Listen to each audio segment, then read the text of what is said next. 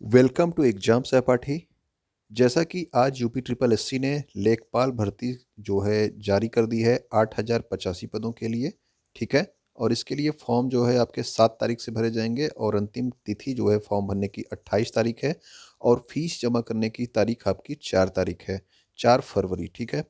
तो इसमें सबसे बड़ा प्रश्न लोगों के सामने ये आ रहा है कि इसको कोई भी दे सकता है या फिर केवल वही देगा जिसने पीईटी की परीक्षा पास की है। ठीक है। तो इसके संबंधित जो है यहाँ पे क्वेरी में जो है आपसे क्वेश्चन कुछ लोग पूछ रहे हैं, तो इससे संबंधित यहाँ पे सीधा ही सबसे पहले आपको लिखा गया है कि राजस्व लेखपाल मुख्य परीक्षा के लिए जो है अभ्यर्थियों की जो शॉर्ट लिस्टिंग है उनके प्रारंभिक अर्हता परीक्षा यानी कि आपका जो पीटी 2021 हुआ है उसके स्कोर के आधार पर ही किया जाएगा। ठीक है। और इस परीक्षा में प्रतिभाग हेतु केवल वही अभ्यर्थी ऑनलाइन आवेदन कर सकेंगे जो कि पीईटी 2021 की परीक्षा में सम्मिलित हुए हैं और उन्हें आयोग द्वारा स्कोर कार्ड भी जारी किया गया है। ठीक है। तो जिन्होंने पीईटी नहीं दिया है वो इस परीक्षा को नहीं दे पाएंगे। ठीक है। तो यहाँ पे सीधा सीधा सबसे पहले इसी का मेंशन किया गया है, तो इस बात को आप लोग ध्यान रखिएगा फॉर्म भरने से पहले। क्योंकि फॉर्म भी आपका तभी भरा जाएगा जब आपके पास पीईटी का जो है रजिस्ट्रेशन नंबर, जो आपने पीईटी में जो आपको रजिस्ट्रेशन नंबर मिला था वो आपके पास होना चाहिए। ठीक है। उसमें जो सारी डिटेल्स आपने भरी थी वो सारी डिटेल अपने आप आपको दिखने लगेंगी जब आप फॉर्म भरने जाएंगे।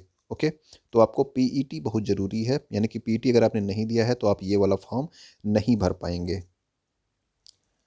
तो ये वाला फॉर्म भरने के लिए केवल जो है 25 रुपये इसकी फ़ीस निर्धारित की गई है। आप किसी भी जो है कैटेगरी से बिलोंग करते हो, आपको केवल 25 रुपये की फ़ीस दे करके आप ये फॉर्म को भर सकते हैं। और फॉर्म में संशोधन आपका लास्ट दिन तक, जब आपका पैसा जमा होने का लास्ट दिन है तब तक आप लोग इसमें फॉर्म में संशोधन भी कर सकते हो।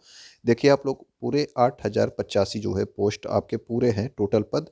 ठीक है। और इसमें उम्र जो है आपकी 18 से 40 वर्ष होनी चाहिए। और आपके अनरिजर्व्ड यानी कि जनरल के लिए आपका 3271 सीट है। ओबीसी के लिए आपका 1690 सीट है। अनुसूचित जाति के लिए आपका 152 सीट है। और अन्य पिछड़ा वर्ग यानी कि आपका, अच्छा ये अनुसूचित जाति थी, ठीक है, अनुसूचित जाति ये एससी है, ये एसटी है। ओबीसी के लिए आपका 2174 सीट है। ओके। और ईडब्ल्यूएस के लिए इसमें 798 सीटों की बात की गई है। ओके। इसके लिए शैक्षिक योग्यता क्या है? तो शैक्षिक योग्यता में आपको केवल आप इंटरमीडिएट अगर पास हैं और आपने पीईटी का एग्ज़ाम दिया हुआ है। ठीक है। पीईटी ज़रूरी है, अगर आपने पीईटी दिया हुआ है उसके बाद की बात कर रहा हूँ। आप इंटरमीडिएट एग्ज़ाम जो है आप पास हैं तो आप ये वाला फॉर्म भरने के लिए एलिजिबल हैं। ठीक है। इसमें ट्रिपल सी जो है नहीं मांगा गया है। ट्रिपल सी की कोई मान्यता नहीं है, ना ही ओ लेवल, कोई भी ऐसी चीज़ नहीं है।